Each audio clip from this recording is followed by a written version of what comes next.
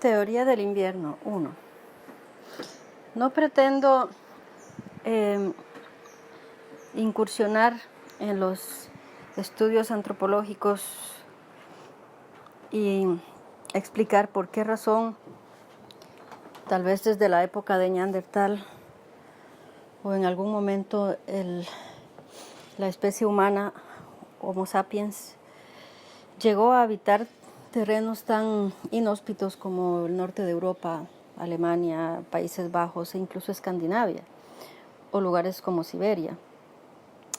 El caso es que estando ahí, esos asentamientos humanos, y siendo tan importante su trabajo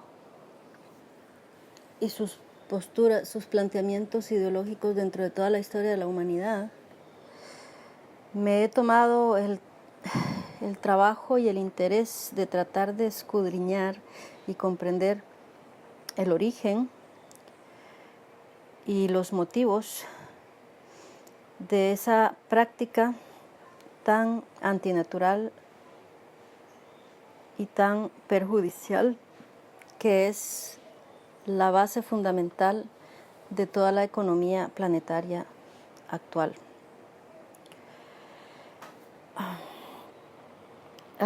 Remontándonos a lo que sería la vida de grupos de seres humanos en estas tierras antes de la época industrial, antes de la civilización, llamémosle, vamos a encontrar una situación de ciclos climáticos extremadamente drásticos.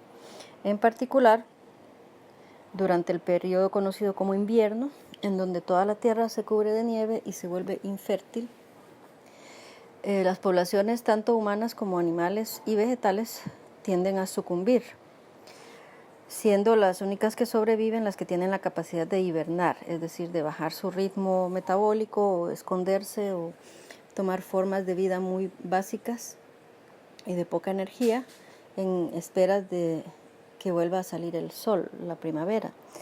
El humano no tiene esa capacidad de hibernar o de alterar su metabolismo para soportar un invierno. Entonces, definitivamente para que ellos sobrevivieran en ese tipo de ambientes era absolutamente necesario que aprendieran a conservar la comida. La conservación de los alimentos durante las épocas improductivas, entiéndase inviernos, ha sido la base de toda la economía europea, occidental, que luego se transmite a Latinoamérica, países de África, Asia, primero Norteamérica, luego Latinoamérica, y países de África, Asia, Australia, etcétera, y básicamente hacia todo el planeta. Dos cosas me llaman la atención. Primero, la fuerza con que esta ideología de guardar para el invierno, como corolario puedo remitirlos a la famosa fábula de La Fontaine, que se llama La cigarra y la hormiga, que trata precisamente de eso. Y esta fábula es parte de la educación básica de estudiantes de 7, 8 años en Francia, por ejemplo, como me consta, y seguramente en otros países, en donde se alaba a la persona trabajadora que acumula y acumula, en este caso la hormiguita, y se tira por el suelo completamente a la cigarra, que se pasó el verano cantando y que en invierno está muerta de frío, y le dice, pues ahora baila, ¿no? En tono muy sarcástico, porque ella no guardó para el invierno, ella no acumuló. Entonces, la fuerza prácticamente de supervivencia que origina esa práctica y ese estilo de vida, casi, esa verdad existencial que vivieron estas personas en el sentido de que tenían que guardar comida para el invierno. Desarrollaron una serie de técnicas como secar la comida, salar, luego la refrigeración cuando fue posible, etc. Entonces había toda una actividad fuertísima, mucho del trabajo, el tiempo, el esfuerzo se aplicaba no solo en cultivar el alimento o conservarlo, producirlo, no solamente en producirlo, sino en conservarlo a largo plazo, el invierno. Entonces, eso fue tan fuerte en estos países hibernales, que tomó unas magnitudes espectaculares con todo lo que actualmente llamamos la industria, partiendo por la industria alimenticia, que se trata de enlatar, envasar, disecar, empacar, acumular alimentos no perecederos de alguna forma, y de hecho ese término de no perecedero tiene total relación con eso. Los alimentos perecederos no están disponibles durante todos los meses de invierno. Y entonces, y colateralmente a la producción de alimentos se da toda la producción de maquinaria, de equipo para lo mismo. Todo viene redundando en tener una enorme capacidad de acumular alimentos. Posteriormente, el concepto del alimento en sí degeneró en el concepto de riqueza y luego de dinero. Entonces, en mi opinión, y habiendo hecho un análisis, me parece que la tendencia del eurocentrista occidental a acumular dinero es exactamente lo mismo que acumular alimentos no perecederos. Con el dinero pueden comprar cualquier cosa, incluso alimentos en el Caribe o en África donde nunca se acaban, ¿verdad? Con el dinero pueden viajar y alejarse del invierno. Con el dinero pueden construir instalaciones y todo para preservar su comida. Incluso con el dinero pueden construir invernaderos y lugares donde se simula un clima más benigno, ¿no? Un clima más tropical. Entonces, pero eso tomó unas proporciones fuera de control.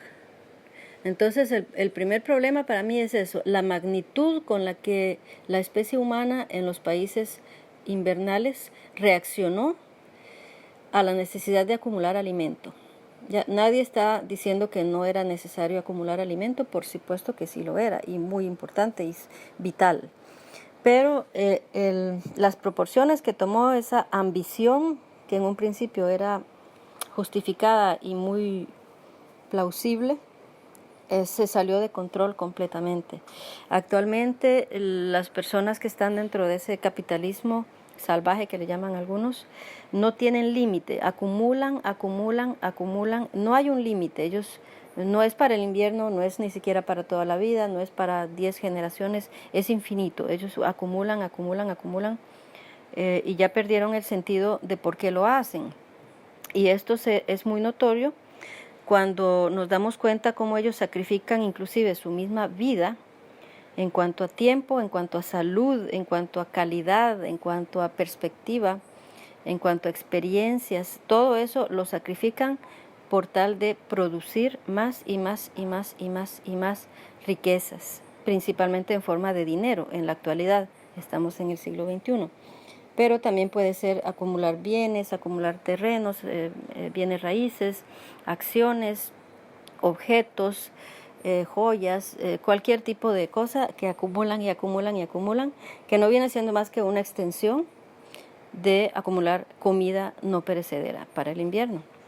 Entonces, el punto número 1 es eso, el descontrol completo, la forma malsana en que se desarrolló esa tendencia de acumular comida hasta límites insospechados. Problema número 2, es la manera agresiva, violenta e insistente como estas personas, estos grupos de Homo sapiens de los países fríos, invernales, impusieron su filosofía, su manera de hacer economía, su manera de relacionarse, el comercio, la industria, la tecnología y sobre todo la forma de vida, el estilo de vida y los estándares de vida, cómo lo impusieron violentamente a todo el planeta. Entonces estamos hablando de que vienen grupos que tienen todo un desarrollo tecnológico y filosófico para guardar comida para el invierno en formas no perecederas, e imponen toda esta idiosincrasia a pueblos del África tropical, de Latinoamérica, de India, etcétera, donde es completamente absurdo. En países tropicales, la idea de enlatar frutas y guardarlas durante meses o años es completamente absurda. Y el costo de ello, el costo en energía, en trabajo, en tiempo, en daño al ecosistema, en calidad nutricional del producto mismo, es enorme y no compensa y no tiene ninguna justificación. ¿Por qué razón, si nosotros podemos salir de la casa y caminar 10 pasos y cortar una fruta madura de un árbol y comerla, y podemos hacer eso todos los días del año, por qué razón vamos a querer sembrar cantidades enormes de esta fruta, cortarla, procesarla y meterla en latas para que no se dañe? Es completamente absurdo. No necesitamos, en los países tropicales, no necesitamos para nada tener frutas enlatadas y ningún tipo de otro alimento procesado para largo término. Afortunadamente, en estas zonas del planeta, las personas pueden disfrutar de comida fresca, de altísimo valor nutricional, en todo momento del año, en cualquier lugar, en cualquier parte. Entonces, toda esa teoría del invierno, toda esa idiosincrasia, esa filosofía y esa práctica y esos estándares de vida y de comercio, de industria y de todo que desarrollaron por causa del invierno, no tienen absolutamente nada que ver y no tienen nada que aportar en las zonas que no son de tipo invernal. Sin embargo, estos seres cobraron tanta fuerza con su ideología y sus prácticas que prácticamente conquistaron todo el planeta de manera violenta, insistimos, con guerras de conquista, con genocidios, etcétera. Bueno, todos conocemos la historia o las historias de estos blancos, llamémosles, no queriendo hacer alusiones racistas, pero son pueblos que prioritariamente son de raza aria, ¿verdad? Caucásica, o sea, blancos, y se han impuesto en todo el planeta. Entonces, eso me parece que es algo muy grave, que está dañando a las personas, dañando las culturas, dañando el ecosistema, la naturaleza lo está destruyendo, sobre todo por la característica incontrolada que tiene. Como vimos, ellos no solo calcularon cuánto tenían que guardar para el invierno, simplemente entraron en pánico y guardaban lo más posible. Y ese seteo mental quedó de producir lo más posible, ni siquiera saben para qué, para cuándo, por qué, y destruyen todo, destruyen sus vidas por tal de acumular más, y luego destruyen las vidas de otros pueblos, de otras zonas geográficas, con otras etnias, con otras costumbres que no tenían para nada ninguna necesidad, ni ninguna ventaja, ni aprovechamiento de utilizar estas técnicas productivas relacionadas con acumular comida para el invierno. Entonces, básicamente eso es lo que yo quería plantear, porque desde hace muchos años he tenido esa duda de ¿por qué hacían esto? Yo veía el capitalismo permeando toda la idiosincrasia de todo el planeta y haciendo tanto daño, pasando por encima de todo sin ningún respeto, como de una manera frenética, y yo decía, ¿por qué? ¿Por qué estas personas hacen esto? ¿Por qué iniciaron? Que los primeros que hicieron esto de producir, acumular, yo me preguntaba por qué razón, y me parece que he encontrado una explicación posible, y pues les dejo a ustedes que la analicen y saquen conclusiones para que vean si tiene sentido o no tiene sentido para ustedes, pero para mí sí lo tiene, y bueno, me doy por satisfecha en el sentido de que creo que he explicado el origen, el motivo, la razón de por qué esa cultura capitalista salvaje de destrucción y de acumulación. Y bueno, el siguiente paso sería ver cómo podemos detener eso y revertirlo. Quizás de alguna manera, si comprendemos el origen y la forma como esto se salió de control, podríamos reflexionar, sobre todo las personas que están involucradas en tales procesos, para ver si es posible detenerlo y revertirlo, y por supuesto que hay que guardar para el invierno, pero de una forma más racional, más sustentable, más consciente, más lógica también, y más compasiva, que tenga más sentido, ¿verdad? No esa locura, ese desenfreno que hay por la acumulación. Bueno, hasta aquí los dejo con mis reflexiones. Esto fue La teoría del invierno por Akiana Molina.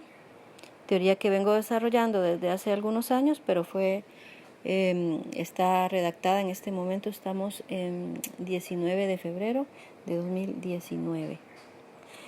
Bueno, hasta luego.